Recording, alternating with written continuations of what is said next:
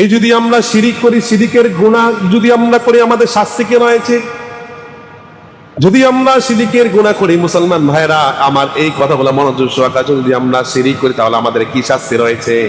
আল্লাহ রাব্বুল আলামিন শিরিকের কত বড় গুনাহ দেখেন। আল্লাহ বলছেন, ওয়ালাকাদ উহিয়া ইলাইকা ওয়া ইলাল্লাযীনা মিন ক্বাবলিকা লাইন আশরাকতা লায়াহবাতান্না আমালুকা ওয়া লা তাকুনান্না মিনাল খাসিরিন।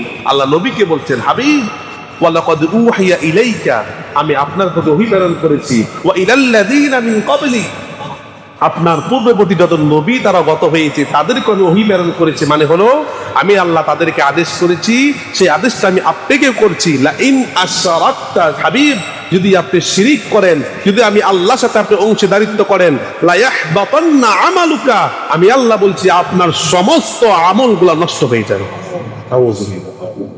নবীরে বলেছেন, মানে হলো আমাদেরকে বলেন নাই, আমাদেরকে বলেন নাই।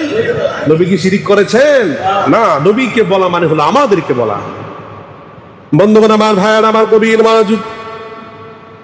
সূরাতুল লুকমানের মধ্যে আল্লাহ রাব্বুল আলামিন বলেন, ইন্নাশ শিরকা লাযুলমুন আযীম, নিশ্চয়ই শিরিকের গুনাহ হলো মহা গুনাহ। আল্লাহ মহা গুনাহ বললেন, ওই জায়গা নবীকে বললেন, নবী যদি আপনি শিরিক করেন আপনার সমস্ত আমল বিনষ্ট হয়ে যাবে।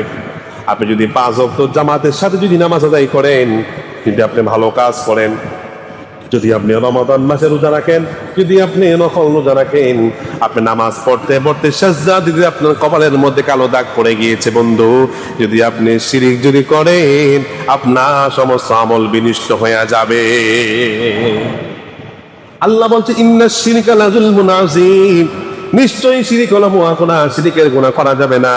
আল্লাহ রাব্বুল আলামিন আয়াতের মধ্যে বলছেন, ইন্নাল্লাহা লা ইয়াগফিরু আন ইউশরাকা বিহি ওয়া ইয়াগফিরু মা দুনা যালিকা লিমান ইয়াশা।